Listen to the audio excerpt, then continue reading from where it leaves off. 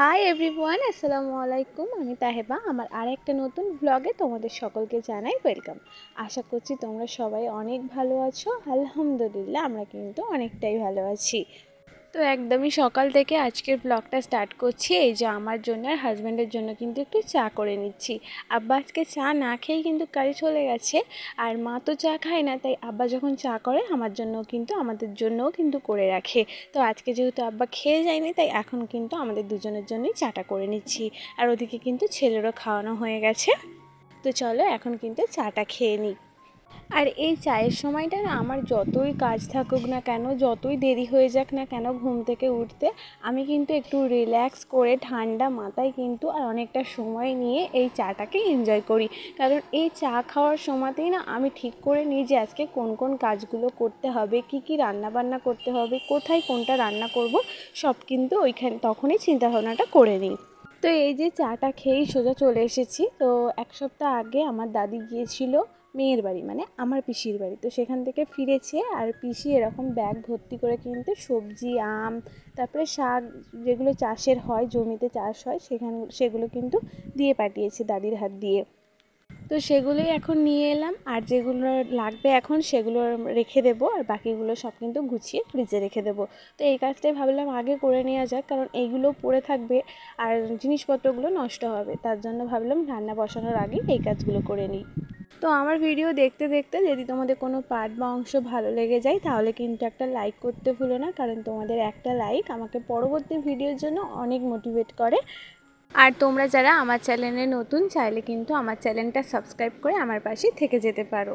তো পিসি দিয়েছিল শসা, দিয়েছিল আম, জামরুল, ভেন্ডি, পুঁই শাক। তো ভাবলাম পুঁই শাকটাই একটু রান্না করব। তো এতটা পুঁই শাক রান্না করব না, অল্প করে একটু পুঁই শাক রান্না করব। আর আব্বা কালকে একটু সবজি বাজার করে দিয়েছে, তার মধ্যে কুমড়োটাও আছে, তাই ভাবলাম পুঁই শাক দিয়ে কুমড়ো দিয়ে রান্না করব। আর এখন চলো সমস্ত জিনিসগুলো ফ্রিজের মধ্যে রেখে দিই। আর জানো তো আমার পিসিদের মানে এরকম সবজি চাষ করে।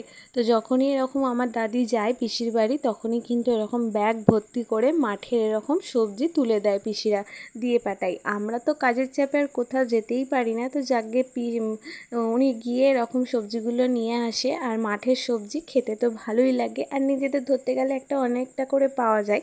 কিনে কিনে যতই কিনে খাওক না কেন, নিজেদের একটা জমি থেকে দেওয়া সবজি তুলে আনার, সেটা কিন্তু আলাদাই টেস্ট লাগে। তো ফ্রিজের মধ্যে সমস্তটাই রেখে দিয়েছি, আর ফ্রিজে না এখন প্রচণ্ড পরিমাণে আম রয়েছে, যার জন্য কোনো কিছুই ভালোভাবে গোছাতে পারছি না ফ্রিজটাতে। তো এদিক ওদিক করে সবজিগুলো এখন আমাকে রাখতে হচ্ছে। আর এই সব সবজিগুলো রাখার পর তারপরেই না অফ ক্যামেরার মধ্যে সবজিগুলো সমস্তটাই কেটে নিয়েছি। মানে আজকে কী কী রান্না হবে সেগুলো আমি পুরোটাই ঠিক করে নিয়েছি, আর সবজিগুলো কেটে পুরো রেডি করে নিয়েছি। তো চলো তোমাদের সাথেও শেয়ার করে নিই আজকে কি কি রান্না হবে। আজকে রান্না হবে গরুর মাংস দিয়ে আলু দিয়ে একটা ঝোল, তার সাথে হবে পুঁই শাক, কুমড়ো, আলু, ডাল দিয়ে একটা তরকারি। তো সমস্তটাই রেডি করে নিয়েছি, শুধু মাংসটাই কাটা বাকি আছে। আর এদিকে কিন্তু ডালটাও বসিয়ে দিয়েছি, যেটা পুঁই শাক দিয়ে রান্না করব। আর ওদিকে কিন্তু আলু ভাজাটাও বসিয়ে দিয়েছি, আর একদিকে কিন্তু চুলোর মধ্যে ভাতটাও বসিয়ে দিয়েছি। কাটা বাছাটা হাতের কাছে থাকলে কি হয় বলো তো, এইগুলো বসিয়ে দিয়ে গ্যাসের মধ্যে লো ফ্লেমে, আর ওদিকে কাঠের জালে ভাতটাও হবে, তার সাথে কিন্তু আমার ঘরে টুকটাক কাজগুলোও হবে। যেমন এই দিকে এখন ডালটা বসিয়ে দিয়ে আমি ওদিকে আলু ভাজাটাও বসিয়ে দিয়ে নিচের ঘরে চলে এসেছি বিছানাটা তুলে নিতে। আর এর মধ্যে কিন্তু সকালবেলায় ছেলেরও টিউশন ছিল, তাকে দিয়ে এসেছি 9:30টার সময়। আবার গিয়ে কিন্তু আমাকেই আনতে যেতে হবে। আর বাপ বেটা বেরিয়ে যাবার পর আমার ঘরের অবস্থাটা ঠিক এরকমই থাকে, আর প্রত্যেক দিনই কিন্তু আমাকে এইভাবে একই পরিশ্রম করে কিন্তু গোছাতে হয়। আর আমাদের বাড়ির না কেউ আমার মতন নয়, মানে যে জিনিসটা যেখান থেকে নিচ্ছে সেই জিনিসটা যদি সেখানে গুছিয়ে রাখা হয়, তাহলে এত পরিশ্রম করতে হয় না। তো সব কিছুই কিন্তু ওই এনে খাটের মধ্যেই রেখে দেওয়া হয়। এই যে জলের বোতল থেকে টিভির রিমোট পর্যন্ত সমস্তটাই কিন্তু খাটের মধ্যে আছে। আর এইগুলো না আমার প্রত্যেক দিন দুবেলা আমাকে এইভাবে কিন্তু গোছাতে হয়। একটা পরিবারে যদি সবাই সব জিনিসটা বোঝে না, তাহলে দেখবে একটা মানুষের ওপর কিন্তু অনেকটা পরিশ্রম হয় না। অনেক মেয়েদের হাজব্যান্ডই কিন্তু তাদের সংসারের পাশাপাশি, মানে বাইরে কাজের পাশাপাশিও কিন্তু সংসারে অনেক কাজে হাত বাড়ায়। আমার হাজব্যান্ড কিন্তু একদমই সেরকম কিচ্ছু করে না, মানে ওকে সমস্তটাই জিনিস আমাকে হাতের গোড়ায় এনে দিতে হবে, তবেও সেই জিনিসটা ও করবে। আর আমার হাজব্যান্ড পুরো আমি যেমন, আমি যদি সোজা দিকে যাই ও কিন্তু বেঁকা দিকে যাবেই যাবে। আর ও আর আমি পুরোটাই আলাদা, মানে ওর মতামত আমার মতামত কোনো দিন মিল খায় না। তো যাই হোক, হাতের যেমন 5টা আঙুলের সমান হয়, তেমন কিন্তু 5টা মানুষের সমান হয় না। তো সবাই সবারটা ব্যক্তিত্ব নিয়েই কিন্তু জন্মগ্রহণ করে, আর সেটা নিয়েই তাদের সমস্ত কিছুটাই হয়। তো আমি যে খুব ভালো আমিও কিন্তু না, তো সবার মধ্যেই কিছু না কিছু কমি আছে।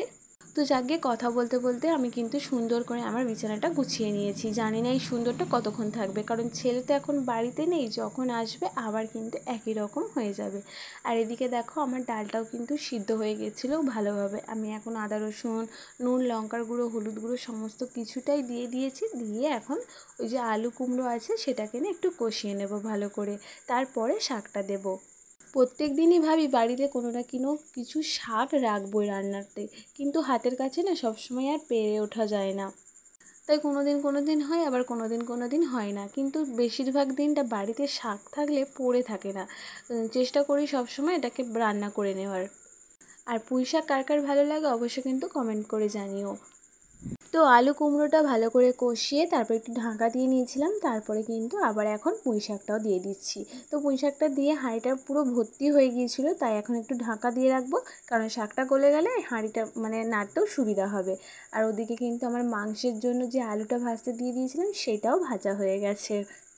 এখন সেই আলু ভাজাটা তুলে নিচ্ছি, এখন ওদিকে কিন্তু মাংসটাও বসিয়ে দেবো। আজকে তোমাদের সাথে আর একটা ইন্টারেস্টিং কাজ শেয়ার করব, জানি না কারো ভালো লাগতেও পারে কিনা, আবার কারো হয়তো ভালো লেগে যেতেও পারে। তো সম্পূর্ণ ভিডিওটা দেখো, আশা করছি তোমাদের একটু হলেও ভালো লাগবে ভিডিওটা আমার। তো গরুর মাংসের রান্না হলেই কিন্তু বেশিরভাগ সময় এই প্রেশার কুকারেই রান্না করা হয়। আর আমার এই প্রেশার কুকারটা না জানি না খারাপ হয়ে গেছে, খালি সিটি হচ্ছে না, মানে রান্না হচ্ছে, সিদ্ধ হচ্ছে, সবই হচ্ছে, একটু টাইম নিচ্ছে, কিন্তু সিটি হচ্ছে না কোনো রকমভাবে। তাও এতেই আজকে রান্না করছি। তো গরম মশলা দিয়েছি তেলের মধ্যে, দিয়ে বেশ অনেকটা পেঁয়াজ দিয়ে দিয়েছি। আর পেঁয়াজটা বেশি হলে না দেখতে ঝোলটা একটু বেশি ভালো লাগে খেতে। তো এখন মশলাটাও কষিয়ে নিয়ে এখন মাংসটা ধুয়ে তারপরে দিয়ে দেবো। তো এদিকে মাংস রান্না হচ্ছে, এদিকে শাক রান্নাও হচ্ছে। তো শাক রান্নাটা হয়ে যাবার পর বন্ধ করে এদিকে মাংসটাও কষিয়ে না অনেকক্ষণ পর, মানে মাংসটা তো কষাতে হবে, তো মাংসটা কষানো হয়ে যাবার পর ঢাকা দিয়ে না চলে যাবে একচুটে ছেলেটাকে নিয়ে আসতে।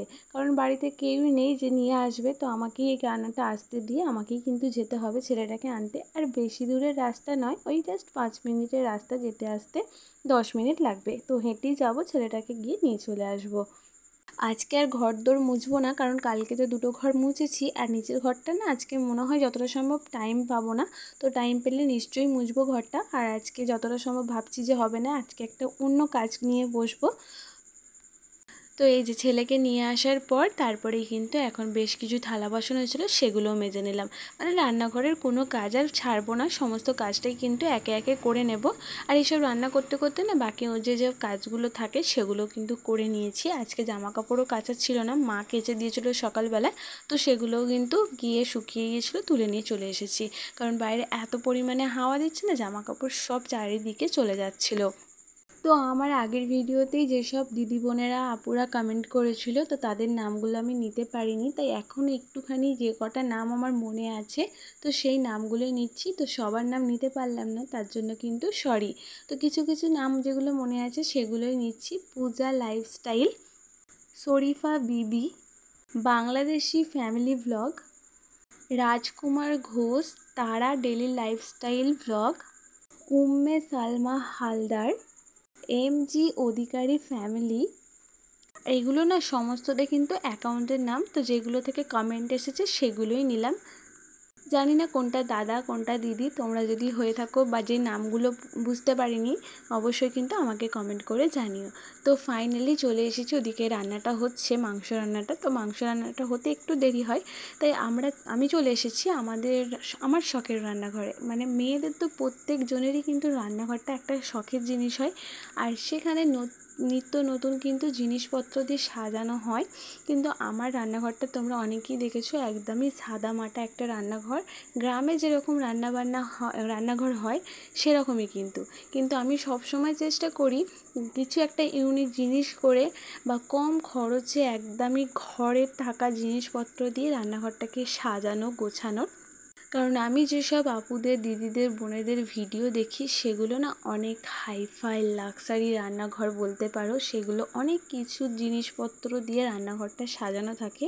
তো আমার কাছে অত কিছু নেই, আমি চেষ্টা করি অল্পর মধ্যে যেন আমার রান্নাঘরটা সুন্দর লাগে।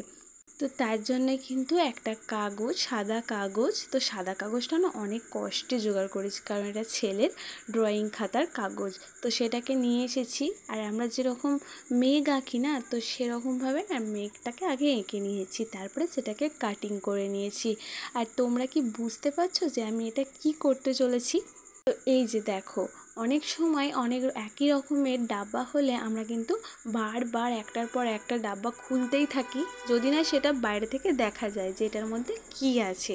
তো আমার যেই কৌটোগুলো দেখতে পাচ্ছ, এগুলো কিন্তু আমার কেনা নয়, এগুলো আমি বাড়িতেই পেয়েছি, মানে আমার মায়ের ওষুধের ডাব্বা এগুলো। তো সেখান থেকে আমি অনেকগুলো ডাব্বা কিন্তু কালেক্ট করে রেখেছি।